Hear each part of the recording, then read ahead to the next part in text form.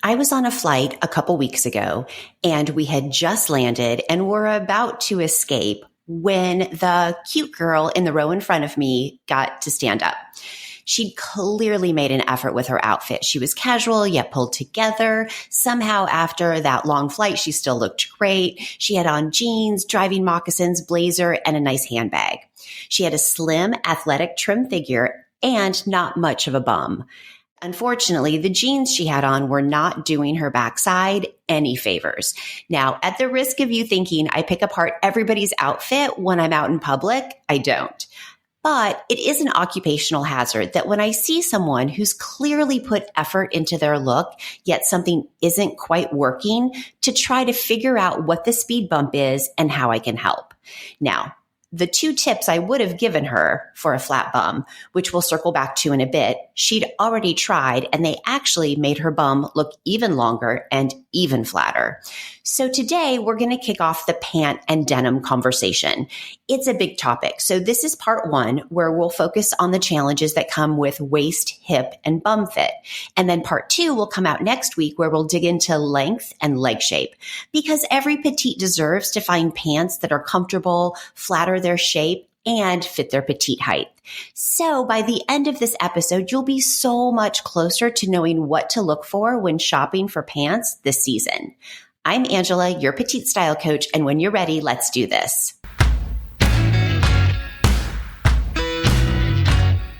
Welcome to Inside Petite Style, the only podcast created exclusively for women 5'3" and under. If you're tired of pants that drag on the ground, sleeves that swallow up your hands, and want a wardrobe that actually fits your height, flatters your body shape, and works for your real life, you are in the perfect place. I'm your host, Angela Foster, petite style coach and creator of the S.P.A.R.K style method. When you're ready, let's get this style party started.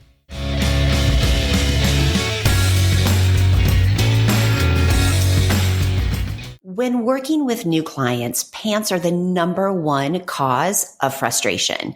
Just in the last week, I heard the crotch is always too big, the waist is always too tight, the thighs are too baggy. And yes, that was all from one client. Somebody else said wide leg pants make me look shorter and frumpy. And then another one said, why does the crotch area always feel huge, but the pants can barely button around my waist? And that's exactly why the second step in my S.P.A.R.K style method is pants, specifically helping clients pin down their perfect 3-part petite pant formula. Now, I know finding pants that fit can be such a struggle. It's hard to even imagine you only need to know 3 easy measurements, but it really is that simple. The first measurement in the petite pants is rise. Now, just so that we're all on the same page, rise is the length from the crotch to the top of the waistband. And it's so critical because getting the rise right determines how good or not your bum looks. It's also critical when we talk petite proportion and has a ton to do with if the pants will be comfortable or not. The trend this fall continues for the rise to be on the higher side.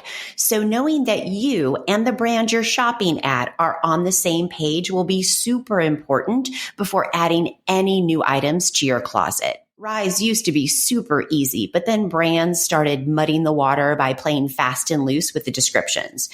And one brand's mid-rise would be another brand's high-rise, and on and on and on. So we'll talk the terms first because I think it's important that you know. But keep in mind, we'll also talk about how you can find your actual number in just a bit. There are 4 general categories for rise. The first one is low rise, and this is when the waistband lands right at your hip bones. Think like Kate Moss when she was at her thinnest heroin chic phase. While they look cool, they're not awesome on anyone who has an ounce of extra in the middle section. Think the worst muffin top ever. The next is mid-rise, and this hits above your hip bones but below your belly button and is the most universally flattering rise. Then we have high rise, and this hits at your belly button. This has been super popular for the last few seasons and can be brilliant on certain body shapes, although not all, which we'll dig into in a bit. And then finally, there's high-waisted, which hits just underneath the bottom of your rib cage. Let's put that information aside just briefly and talk about proportion. In this case, when we're talking about proportion, what we're talking about is your visible waist, which is not the same thing as where your natural waistline is. Your visible waist is where you want your waistband to land because it will give the illusion that your legs are 2/3 of your total height and that from your waist to the top of your head is 1/3 of your height.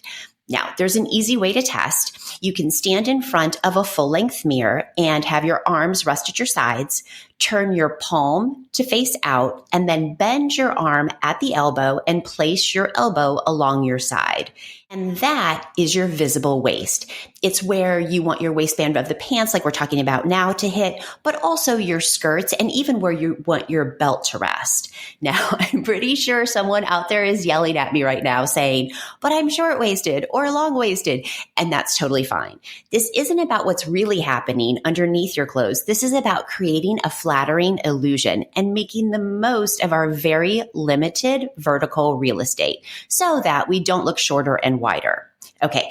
And for both short and long-waisted petites, we will talk about what to do for you in just a moment. All right. Now, take a pair of pants that you already own and know that the waistband hits you in the right spot.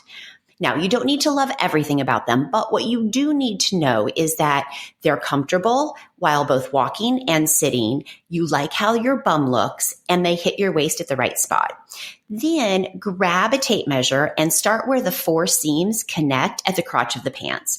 Measure up over the zipper to the top of the waistband, and that is your ideal rise. Here's a pro tip. Many clients keep all of their numbers in one spot on the Notes app on their phone because you think you'll remember, but then in the heat of shopping, it's easy to forget. While we want your pants to rest at your visible waistline, we still need to know what your actual waist measurement is. Because remember those clients I was telling you about that would be like, oh, it's too tight in the waist, or it fits in the hips, but it's too big in the waist, or whatever the situation is. The reason why is because your actual waist measurement will give us a big clue as to what size you need to order. Because even when you order from one brand, a traditional size like a 6, 8, or 10, those change from brand to brand. And when you're shopping for brands that look like they're a waist measurement, we always want to double check. I was working with a client last week, and there was actually a 2-inch difference between the pant size and the waist measurement, meaning their size 29 pants fit women with a 31-inch waist. One other pro tip, when you pull up a pair of pants online, double check the spec or the details tab. It will break down what waist size fits which pant size. Now, there's a bunch of other online shopping tips on a YouTube video, so I'll make sure that I link that in the show notes also. Speaking of shopping, let's circle back to those short-waisted and long-waisted petites. If you are short-waisted, try low and mid-rise pants.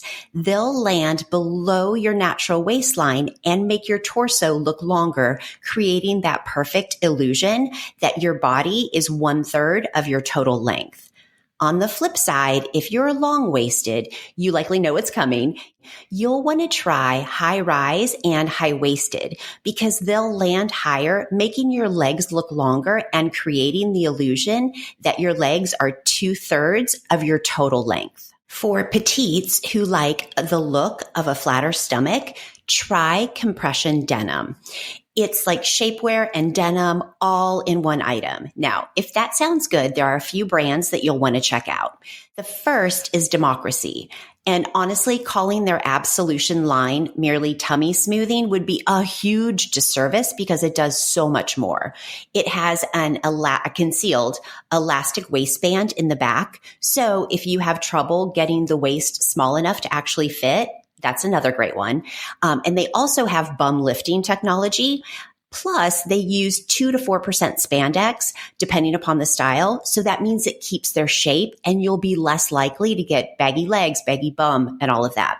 And they have oodles of on-trend rises and leg shapes and all of that, because honestly, who cares if it fits if you don't like how it looks? Then the second one is Good American, and they're pretty much the Goldilocks of compression denim because they actually have 3 different levels of compression, meaning you can order exactly what you want. And of course, their petite inseam selection is one of the best on the planet. The third is Wit and Wisdom, and they're really the perfect combination of trendy styles, stomach smoothing, and a waistband that fits. So they also have a great variety of non-denim options. So think like corduroy and khaki and twill, and a lot of different colors. I feel obligated to mention Not Your Daughter's Jeans because they also offer compression denim. But honestly, I feel like their styles are a little bit boring. So unless you're a huge fan, I think you could probably find something better. So we mentioned a few brands, but if you're new here, first of all, thank you so much for listening. I'm so happy that you're here. And be sure to grab your copy of The Best Petite Boutiques. In addition to a whole page of petite pants, it also includes over 50 brands of designers who create clothes specifically for petites. It's broken down by career and casual and curvy. And then there's a section for all of those hard to shop for things like bras for small boobs and shoes for small feet. You can get your copy at angelastylecoach.com/BPB. And I'll also put the link in the show notes so you don't have to hunt it down. One cautionary tale for petites this season when it comes to pants shopping. So pleats, if you haven't already, are going to be super popular. You'll be seeing them pretty much everywhere. And they can be super flattering. And on some body shapes, they're absolutely not. So the one thing to look for is that they need to lay flat, meaning it's a style that can be really pressed flat, or that the size fits your middle section so perfectly that they just lay that way naturally. Because once they start pulling apart, they can actually make our middle section look bigger, which I think we can all agree is not a good look. Do you remember the girl from the beginning of the episode from the plane? Okay, great. Let's circle back to her. Now, there are 2 things that women without much of a tush can do to create the illusion of one. The first one is the yoke, and that's the V-shaped seam in back between the waist and the pockets. The deeper the V, the more it'll create the illusion of a fuller bum. The second is the back pockets. You want to look for short, wide pockets versus long, narrow ones or super small ones. So I mentioned the girl on the plane had done both of those things, and yet her pants weren't working for her. So why is that? It's because her rise was too long for her body. So the yoke hit halfway down her bum, and then half of the back pockets was actually hitting her thighs. And that's what made her bum look so long. So just to put a bow on this whole situation, that's the perfect example of why getting the rise right is so crucial, in addition to the comfort and the proportion. So to make a long story even longer, there are a couple of ways to avoid this. First, always make sure to check the rear view when trying on pants. And I think most of us probably do that. And then, depending upon the material mix, imagine what they'll look like when they stretch out a bit, because they will. And if they're right on the edge of being flattering right now, but you know that once they stretch out, they won't be any longer, please don't settle. Because honestly, there are so many places to shop. There's no reason for you to buy ones that are going to look less than amazing on you. Now, are you ready for a style challenge? So first, do the full-length mirror exercise and discover where your visible waistline is. Then snag your favorite pants from the closet and make note of your ideal rise. And when you have a chance, cruise through your Best Petite Boutiques directory and make note of where you're going to look the next time you're looking for pants and denim.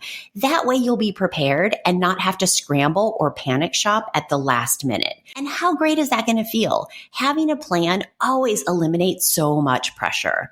And then afterwards, be sure to pop over to InsidePetiteStyle.com and send me a message or tap the voicemail button on the right and share how it went. I cannot wait to celebrate your savvy style choices with you. And that, my friend, is a wrap. Thank you so much for hanging out, and we will chat next week for part 2 of our Perfect Petite Pants. Thanks for tuning in to Inside Petite Style. When you're ready to create a wardrobe that fits your height, flatters your body shape, and makes getting dressed fun and easy, head over to InsidePetiteStyle.com and take my free Petite Style quiz. You'll get personalized tips and strategies made just for your proportion and your height. And hey, you know that girlfriend who's always rolling up her sleeves and hemming her pants? Share this episode with her. She needs to know she's not alone and that there are real solutions. See you next week. Until then, have fun and stay stylish. This is for my girls.